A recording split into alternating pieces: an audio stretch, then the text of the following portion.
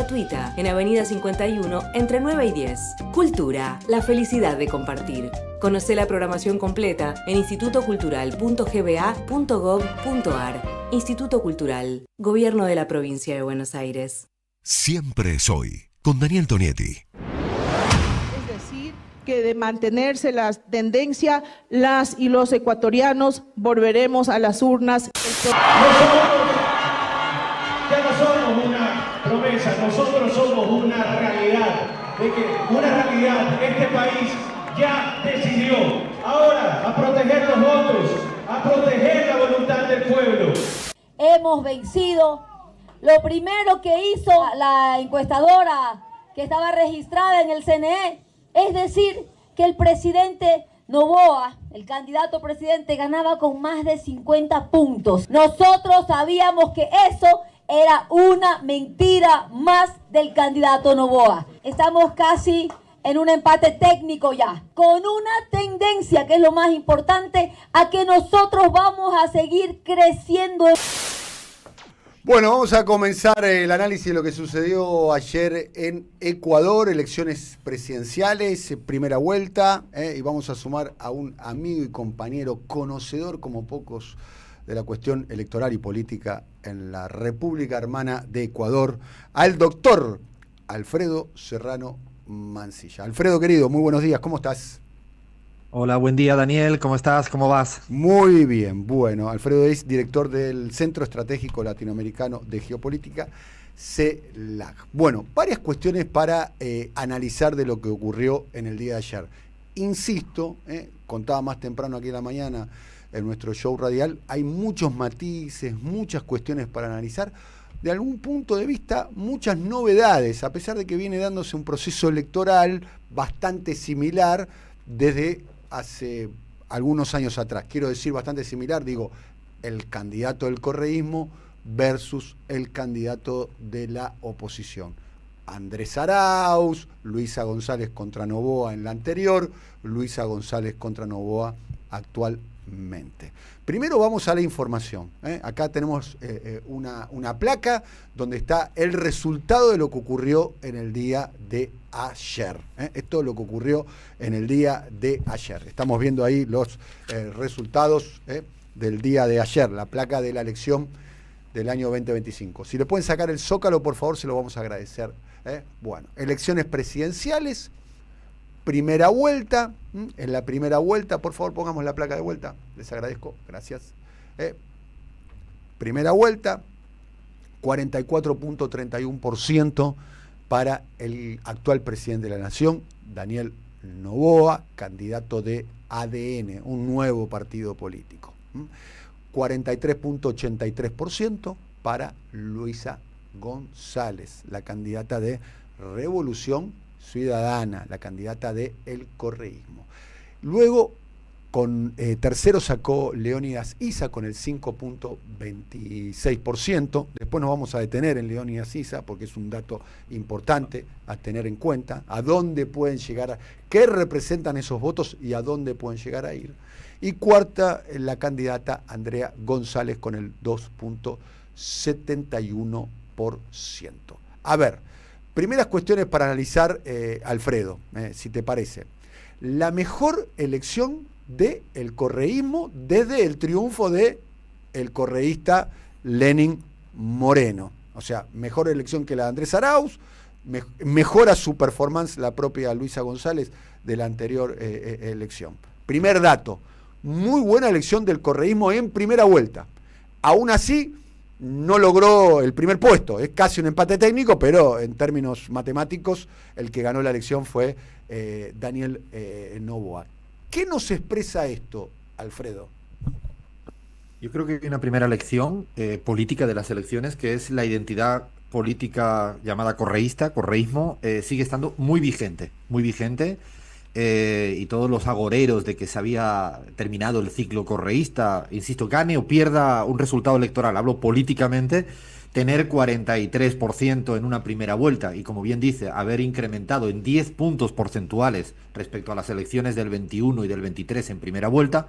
Recordamos que en el Ecuador se ha ido repitiendo un ciclo electoral muy intenso porque se produjo una cosa que se llama en el Ecuador muerte cruzada, que es una figura constitucional que permite disolver el Ejecutivo y el Parlamento, y se convocan elecciones anticipadas, y por eso hemos tenido elecciones en el 21, en el 23 y ahora en el 25. Y es con esta fotografía así es que suma 10 puntos más. Es realmente un incremento significativo.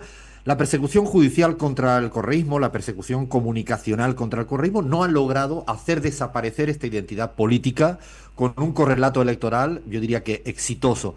Estos 10 puntos, Dani, que ha crecido significativamente en comparativas con las primeras vueltas anteriores, en el fondo se debe a que en esta cita electoral el correísmo, Luisa González y Diego Borja, el binomio, logró anticipar parte de su voto que le daban en segunda vuelta.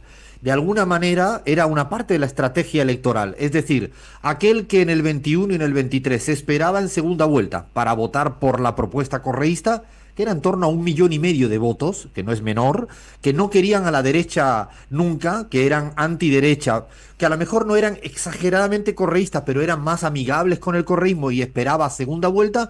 En esta elección, no, en esta elección se precipitó y por lo tanto hoy en día Luisa González tiene un caudal de votos realmente muy importante, lo cual demuestra la vigencia de la identidad política a pesar de todos los pesares y con todos los matices que queramos meter, Dani. Bien, vamos a seguir. Este es el vaso medio lleno para el correísmo, que hace su mejor elección en primera vuelta. Aún así, hay que decir, la elección que hace Daniel Noboa, también Daniel Noboa logra concentrar todo el voto anticorreísta detrás de su candidatura. Logra un buen resultado electoral en función de sus intereses. Hay que decir que previamente había muchos estudios de opinión pública. De hecho, la encuesta que se difundió en boca de urna, que había una encuestadora autorizada a hacer público esos resultados, le daba una ventaja a Daniel Noboa de 8 puntos porcentuales. Hay un detalle que es cómo fue la carga de votos también, ¿no? Cómo se fue cargando de votos. Inicialmente, cuando comienza el conteo de votos, había una distancia para Daniel Noboa muy alta que después terminó casi comprimida, ¿no? De hecho, es un habitué, y esto también es para reflexionar en las instituciones que tienen que garantizar la democracia. No pueden salir con un 0,01% de los votos construyendo un marco ganador, por ejemplo, en este caso para Noboa, de 12 a 13 puntos. El inicio del conteo, el escrutinio oficial del Consejo Nacional Electoral Ecuatoriano le daba una victoria prácticamente con un porcentaje bajísimo, pero que empieza a construir marcos mediáticos de 12 puntos, y a medida que fue avanzando el escrutinio, pues como tú ya mostrabas, estamos hoy en día en un empate técnico, que de hecho todavía es una partida no cerrada por la poca cantidad de votos que los diferencia. Me sumo a la denuncia a este tipo de exit poll que salieron en el primer minuto de juego a decir que había una victoria aplastante de Noboa por 8 puntos, y también me sumo a la denuncia de otras encuestas que los días previos inclusive hablaban de victoria en primera vuelta de Noboa, lo cual pues hace un flaco favor a una herramienta que es muy útil como la encuesta cuando pretendes construir pues determinado tipo de marcos. Es relevante esto porque va pasando en todos los sitios. Pasó en Brasil, que tú conoces muy bien, y ha pasado en la Argentina, y pasa en todos los lugares. Pasó en Brasil en la elección del año 2022, ¿no? Con la carga de votos en primera vuelta había una diferencia muy grande a favor de Bolsonaro, diferencia que luego fue revertida, porque el que ganó en la primera vuelta en el balotaje en aquel momento fue el actual presidente Lula. Hablamos de lo electoral, Alfredo. Me gustaría concentrar un poco más en la situación política actual de Ecuador. Y le voy a pedir, por favor, ahí a nuestros compañeros que pongan el paño nuevamente de Luisa González, porque hay un dato ahí que me parece interesante en las imágenes, que es, fíjense esta imagen, claramente. Ahí está Luisa González enarbolando la bandera de Ecuador, y al lado hay un hombre de SWAT, de un grupo de acción directa de las Fuerzas Armadas protegiéndola. La situación de la seguridad en Ecuador con el antecedente de el asesinato de Fernando Villavicencio en el anterior proceso electoral y en el impacto que eso tuvo. La cuestión seguridad, y el gobierno de Noboa, donde declaró varias veces lo que llamaríamos aquí en la Argentina el estado de excepción, el estado de sitio, la intervención de las Fuerzas Armadas en las cuestiones de seguridad interna, con una suerte dispara, hay que decir. Me gustaría que relates un poquitito el caso de los 4 niños, 4 jóvenes asesinados, aparecieron asesinados en Ecuador, y donde están involucrados, o por lo menos hay una sospecha muy fuerte que estén involucrados las Fuerzas Armadas ecuatorianas. Alfredo.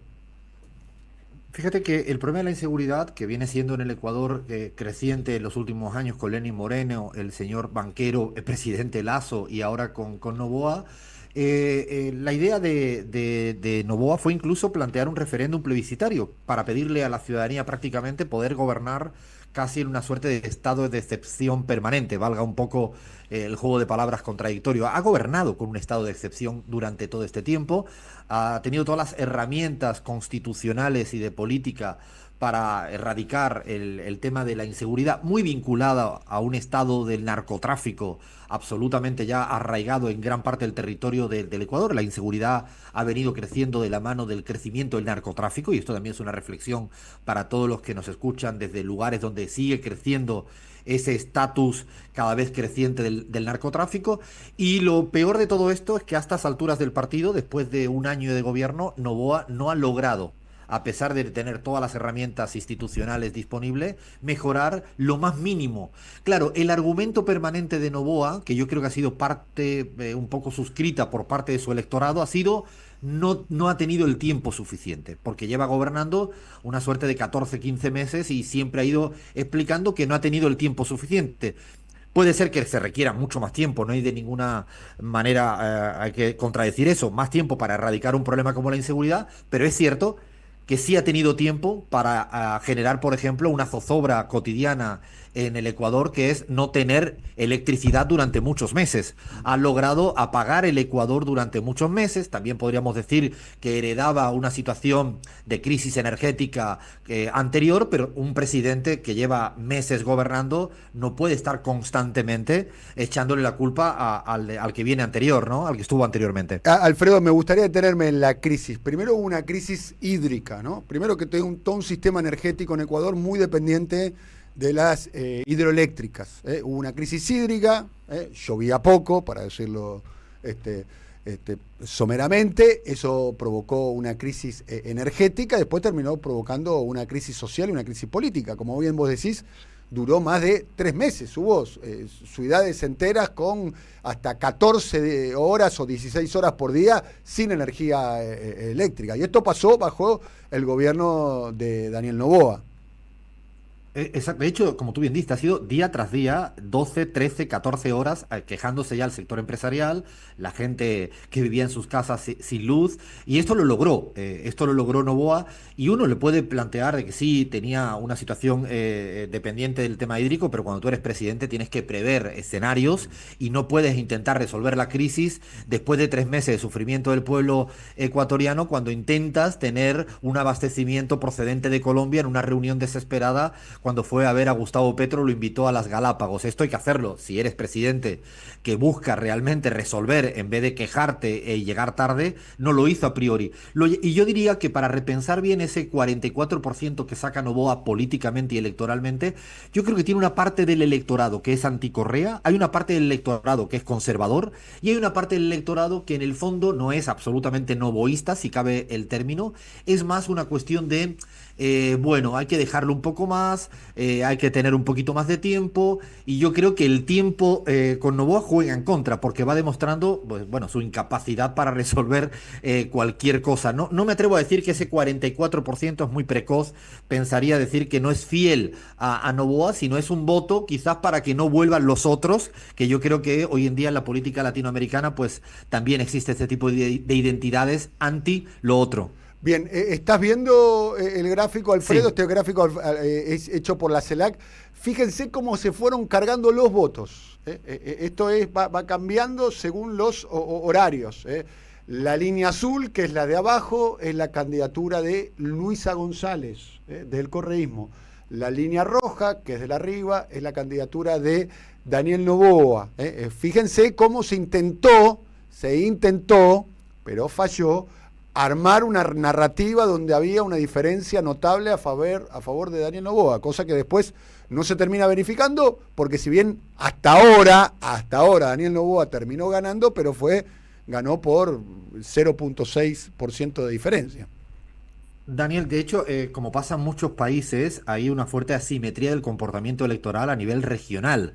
Y eso es relevante. El comportamiento de la costa ecuatoriana es muy correísta. En Manabí, que es una de las regiones con más costa y más correísta, de hecho lo cargaron a partir del 60% del escrutinio, sí, del avance del 60%. Subieron mucho más Pichinche, la Sierra Central, que es un voto no correísta. Es decir, yo creo que las asimetrías regionales que en muchos países se suele dar y que hay que estudiarlo un poco con lupa para entender bien cómo se explica un resultado, fue realmente con premeditación y alevosía, Dani. Estás viendo imágenes ahí, ¿no? ¿Tenés el retorno del video? Sí. Bueno, me gustaría que nos detengamos un minuto para hablar de la figura de Rafael Correa, ¿no? La vigencia de Rafael Correa, ¿no? Ha dejado el gobierno hace más de 10 años, ¿no? Hace más de 8 años, ¿no? En realidad, para ser más preciso, ¿no? 8 años, y una vigencia política y electoral enorme, ¿no? Porque Luisa González, más allá de que tiene su propia impronta, es la candidata que representa el espacio del correísmo. Y los años que está afuera del país, porque se fue afuera por una decisión personal, su esposa es de Bélgica y era la decisión cuando se quiso ir, digo se quiso ir porque no había restricción de mandato en el Ecuador, que a veces uno confunde la legislación de un país con la de otra. En el Ecuador él decide que después deja a su sucesor, se va, y a partir de ahí cuando se queda, porque realmente luego ha tenido no sé cuántas causas abiertas, hay una que él se ríe mucho y lleva razón, de influjo psíquico en la toma de decisiones por cualquier barbaridad, a pesar de esa constante persecución judicial, de estar viviendo afuera del país, de tener como la única herramienta comunicacional su Twitter, sus redes sociales.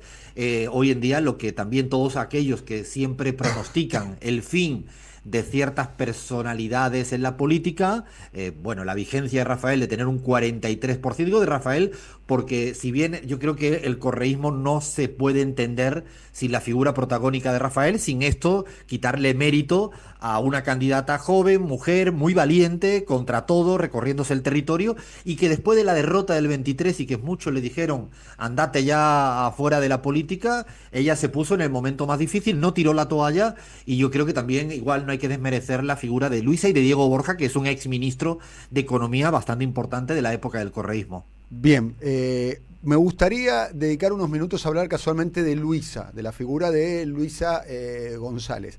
Alguien que se acerca al mundo del correísmo, fue funcionaria del gobierno de Rafael Correa, desde el mundo más bien social cristiano, ¿no? Tiene una historia, vivió en una zona rural, es madre soltera, se ha formado en Derecho, es muy amable en sus modos, podemos decir, ¿no? Es muy bonita también, es buena oradora.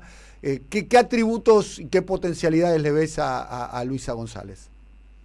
A mí lo que más me destaco de Luisa González es su valentía, y yo creo que la valentía es un valor cada vez más subestimado en las lecturas de la política, que hoy en día hace ser valiente. Luisa lo es muy firme. No creo que la gente que no conozca a Luisa la gente que conoce a Luisa tiene que tener claridad de que además tiene una personalidad fuerte, es lideresa. Otra cosa es el respeto, el cariño, la relación que tiene con Rafael Correa, que además es muy fluida, ella lo ha dicho muchas veces, discuten, conversan, pero ella es una persona firme, tiene experiencia en la administración pública, como tú bien dices, está muy bien formada, ella estuvo un posgrado en España, además de su formación en Derecho, ha tenido experiencia internacional. Yo creo que es una persona que no se le pueda ver solo exclusivamente porque es hija del correísmo, no, se formó, tiene formación en el exterior en posgrado, en la administración pública, y yo creo que ha logrado algo muy importante, ha logrado de alguna manera cohesionar las diferentes facciones que suele haber en un partido político, en un instrumento político como es el correísmo. Creo que nadie duda a estas alturas del partido,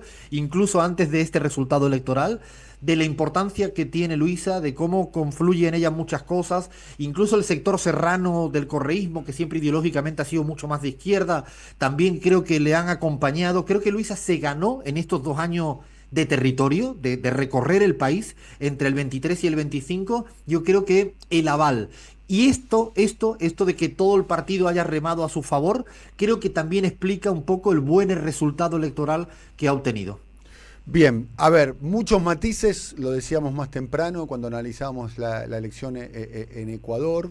Me quedo con una frase, y ahora te voy a pedir un perfil de Daniel Noboa, que me parece un personaje a tener en cuenta, Daniel Noboa, ¿no? Porque pareciera ser que la derecha, el anticorreísmo, ha encontrado una síntesis electoral en Daniel Noboa. Pero no quiero pasar por alto lo que dijiste de la vigencia de los liderazgos cuando te referías a Rafael Correa, porque ahí yo interpreté, conociéndote un poco, Alfredo, que quizás fue también una botella arrojada al mar de otras discusiones que se están dando en la región.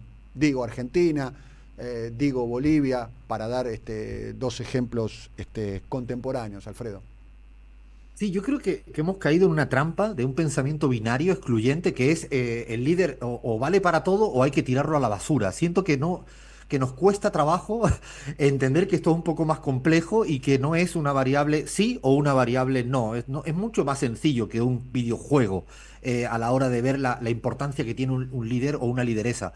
Yo creo que la figura de Rafael Correa, como la figura de Andrés Manuel López Obrador en México, como la figura de Cristina Fernández de Kirchner en la Argentina, como la figura de Evo Morales en Bolivia, puede ser que no tengan el momento de hace 10, 15 años, porque la biografía pasa, porque la política cambia, porque las sociedades se modifican, pero cuestionar que son centralidad de la política, a pesar de todas las dificultades que se le ponen encima judicialmente y comunicacionalmente, y no creer que hay una parte del voto del electorado que es absolutamente fiel, pero muy fiel a este tipo de líderes y lideresas, yo creo que no tiene sentido. Otra cosa es que luego puede haber un proceso de relevos, como ha habido en el Ecuador con Luisa González, que se tiene que presentar como candidata presidencial, porque en el caso de Rafael, además que no le dejan, pero lo que hay que ser virtuoso es la sumatoria del líder todavía vigente con el relevo progresivo hacia adelante. Decir que no valen para nada y que hay que esconderlo, la verdad que ese tipo de discusiones me parece que son bastante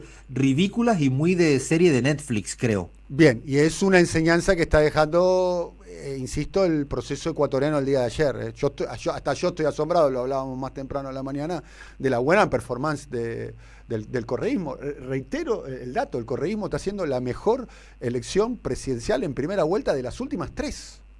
Aún no ganando, que es lo que hizo en las anteriores 2. Ahí estamos viendo las imágenes. Esto es la elección del año 21. Fíjense, en el 21, el que terminó ganando, Guillermo Lasso, que no terminó el mandato, 19.74%. Y el candidato correísta, casi 11 puntos abajo de lo que sacó Luis ayer, que era Andrés Arauz.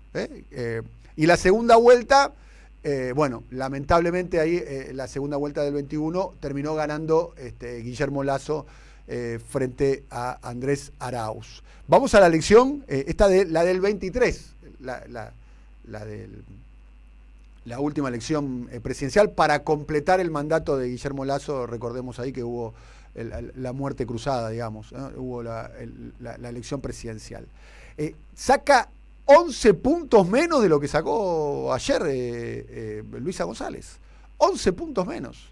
Y Noboa saca 23.47. Hay que decir que Noboa da una sorpresa ahí en la primera vuelta de la elección del año 23 y casi se replica la misma elección de Arauz contra Lasso en el balotaje. Y vamos a la elección de ayer, repasamos los números. Vamos a la elección de ayer. Casi un empate técnico, ¿no? Estamos hablando de 0.4% de diferencia, con escrutado ya el 92%, para hacer un número redondo. Y quedó pendiente, y aprovecho esa placa, Alfredo, Leónidas Issa, que viene del grupo de los pueblos originarios. Pachacutic. ¿No? Pachacutic. Acá me apunta Rulo, que sabe mucho de política internacional, el querido Rulo. Pachacutic, que es el partido político ¿no? de la organización política comunidades. de las comunidades indígenas, que tuvo una muy buena elección, no comparado a lo que había tenido anteriormente, ¿no? Hay que decir. Hay una baja en la performance, pero aún así logra un tercer puesto con 5.26% y Andrea González 2.71%. Bueno, ¿qué pasará con esos votos? Porque ahí de alguna manera está la respuesta del resultado electoral el 13 de abril en la segunda vuelta, Alfredo. Sí, yo diría dos cosas, Dani. Uno, por un lado, la figura de Leonidas Issa, para el que no le conozca mucho, no solo es un indigenista con base en esas organizaciones sociales en la Sierra Central, sino que es una persona claramente de izquierdas, muy de izquierdas, muy anti políticas neoliberales, muy anti FMI, estuvo preso durante días por las manifestaciones en contra de las políticas del Fondo Monetario Internacional avaladas por Lasso, y ha sacado un poco más de 5%, que es un voto muy orgánico, es un voto muy ideologizado, muy propio, con todo digo en contra porque no es que tengan recursos para hacer una campaña. Es una figura decisiva, que es muy anti derecha, anti neoliberalismo, anti Noboa. De hecho, ha discutido permanentemente en la campaña y antes de la campaña. Es decisivo, ¿por qué? Un poco para tener claridad. Hay 1.121.000 votos en disputa. O sea, había en Ecuador había 14 candidatos más de estos dos. En la sumatoria de estos poquitos, teniendo en cuenta que Leonidas Issa es el que más tiene, que son casi 500.000 de votos, de esos votos, llamémosle en disputa, 1.121.000 votos en disputa. ¿Por qué digo que eso va a ser en disputa? Porque el voto blanco y nulo es un 9% en esta primera vuelta, que es el histórico del Ecuador en los últimos años, con alguna excepción que hubo. País en la donde es segunda vuelta del obligatorio 21. votar, donde el voto es obligatorio en Ecuador, ¿no? El voto es obligatorio, la participación sigue estando siempre entre 81 y 82%, por lo tanto, teniendo en cuenta que siempre se repite la misma participación y que ese voto nulo suele ser constante, hay 1.100.000 votos en disputa. De ese 1.100.000, y hoy hacía la cuenta con el equipo de trabajo de CELAC, con Sergio Pascual, fíjate que hay 647.000 votos, 647.000 votos que sumarían candidatos, son no afines a Noboa, en contra de Noboa.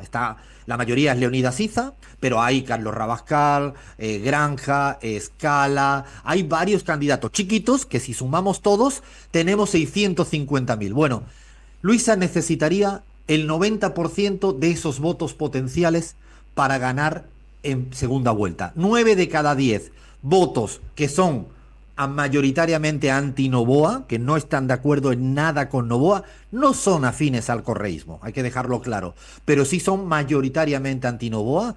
De esos 650.000 potenciales votos por cierta afinidad por estar en contra de Noboa, si obtiene 9 de cada 10, claro, en esa ecuación lo que el que tiene una suerte de mandato más directo es Leonidas Issa, porque es un dirigente y podría pedir el voto hacia un lugar o hacia otro, y yo creo que eso va a ser parte determinante en estos larguísimos 2 meses de campaña que tenemos hasta la segunda vuelta, Daniel. Bien, y como para ir cerrando, qué responsabilidad histórica la de Leonidas Issa, ¿no? Porque de alguna manera en su decisión y en la decisión de su movimiento social y político está la posibilidad de ponerle un límite al gobierno de Daniel Noboa, digamos, ¿no? ¿Qué perspectivas ves en ese sentido? Primero, fíjate que no es casual que anoche en el discurso de estar feliz de la candidata Luisa González habló claramente, cosa que no había pasado en ningún otro discurso los últimos años, habló de la buena elección y las felicidades a Leonidas Issa. Yo creo que fue el primer guiño público que hicieron. Yo creo que efectivamente tiene una responsabilidad histórica. Yo creo que seguramente a Leonidas Issa le va a costar tener que ponerse de acuerdo con el correísmo en algo, pero lo que sí creo que se va a poner de acuerdo rápidamente es en intentar que no llegue más neoliberalismo, porque si algo está en juego, incluso con más de Noboa hacia adelante, es la posibilidad de revertir los avances en materia de derecho de plurinacionalidades indígenas. Yo creo que, bueno, esperemos que Leonidas Issa, digo esperemos porque creo que es una persona, le conozco muy bien, es una persona con una gran perspectiva histórica, con mucha responsabilidad, y ojalá sea firme en que no llegue Noboa y luego tengan tiempos para hacer política en discrepancias y en heterogeneidades que pueda tener correísmo, porque nadie le va a pedir que suscriba el programa correísta, pero sí pueden suscribir el programa anti-Noboa. Bien, lo que sí destacaste que el voto de Leónidas Sisa es un voto orgánico, digamos. Y muy concentrado territorialmente. En la Sierra Central, el Ecuador, en la zona donde si tú miras, no hay nada en la costa, nada en Guayas, está en Cotopaxi, Tungurahua, toda la zona, lo que sería la Sierra Central ecuatoriana más indigenista, es donde ha obtenido, incluso en algunos lugares, hasta un 30%. Bien. Es su lado fuerte. Y vos que sos un conocedor de la política ecuatoriana, ¿están los vasos comunicantes entre Leónidas Sisa y el correísmo? Hay una ventaja y es que yo creo que para el correísmo la figura de Leonidas Sisa es bienvenida. No pasaba con otros líderes indígenas que de hecho se vendieron al neoliberalismo. Habló Yacu Pérez hace casi 2 días en el Ecuador. La figura de Leonidas Sisa es respetada ideológicamente por parte del correísmo y yo creo que sí, tiene que haber sí o sí. Yo creo que hay ciertos actores fundamentales del correísmo que me parece que van a tender puentes de una manera mucho más genuina porque han venido tendiéndole. Esperemos, insisto, que hagan política para que no gane la derecha en el Ecuador, porque yo creo que va a ser fundamental, insisto, 500.000 votos de esos 640.000 que necesita, los tiene, por redondear, los tiene hoy en día Leonidas Sisa. Muy bien, vamos a volver a poner la placa de las elecciones, del resultado del día de ayer, como para ir cerrando. Estamos hablando con Alfredo Serrano Mansilla, un conocedor de la política ecuatoriana, insisto, es un proceso electoral que dejó muchos matices. Para entender, muchos matices, muy rico lo que ha sucedido ayer, y te voy a decir honestamente, yo vengo siguiendo muy a la distancia el proceso ecuatoriano, no soy un conocedor profundo, me sorprendió el resultado del día de ayer, ¿no? Porque se esperaba que Noboa tenga un muy buen resultado, todos los estudios de opinión pública estaban indicando eso, los niveles de aceptación estaban indicando eso, pero insisto sobre el tema, ¿no? El correísmo hace su mejor elección de las últimas 3 elecciones y se le abre una ventana a la posibilidad de tener un buen resultado electoral en las elecciones del 13 de abril de la segunda vuelta. Andrea González, 2.71% de los votos, una candidata, digamos, podemos decir, de la derecha, muy anticorreísta, ¿no? Ese voto claramente no iría hacia el correísmo, ¿no? Podemos imaginar, esto no es matemática, es política, ¿no? Pero podríamos imaginar que quien votó a Andrea González no va a votar ahora por Luisa González, ¿no? Es difícil pronosticar los votos a los candidatos pequeños porque como no tienen un liderazgo fuerte, yo no creo que haya posibilidad de que si Andrea González dice votemos a Noboa, su electorado vote a Noboa. Me parece que no hay construido. Pero hay más afinidad, claramente, ¿no? Eso no hay esa afinidad. Lo de Andrea González, de hecho, después él hizo una gran performance en el debate presidencial, se presenta un poco en la línea del ambientalismo, es muy anticorreísta ella, no diría que es ni siquiera de ultraderecha, es muy anticorreísta. Yo no sé el votante, habrá que ahora analizar, de hecho, habrá que analizar el votante de Andrea, si es más apegado a ella por la línea ambientalista que sostuvo permanentemente en la campaña, que lo obtuvo, y hay un voto en el Ecuador que no es menor, que siempre ha votado las figuras más ambientalistas. Yacu Pérez le pasó en el 21 y Andrea ahora casi 2 y pico para el 25. Me parece que, vamos a ver, yo creo que es difícil ahora entender ese 1.100.000 votos, quitando al sector Leonidas Sisa, esos 600.000 votos. ¿Qué estarán pensando? Porque yo no creo que los candidatos, ninguno pueda decirle voten a uno u otro. Bien, y por último, como para cerrar, y te agradecemos mucho, Alfredo, tu tiempo, Daniel Noboa, ¿no? Muy joven, el presidente más joven de Ecuador, con 35 años, ahora ya tiene 37, hijo de Álvaro Noboa, que es uno de los hombres más ricos de la historia de Ecuador, dedicado inicialmente a la exportación de un producto típico de Ecuador como la banana. Hombre obsesionado, el padre de Daniel, don Álvaro, por ser presidente, fue 5 veces candidato a presidente y no lo logró. Hace poco recibió una condecoración de su propio hijo, hace algunos meses atrás, que lo condecoró con la orden más importante que se puede dar en Ecuador. Forma parte de un proyecto familiar y de un proyecto llamémoslo, de los grupos económicos de Ecuador. ¿Qué podemos decir de Daniel Noboa, el actual presidente, y tiene serias chances de seguir siéndolo, Alfredo?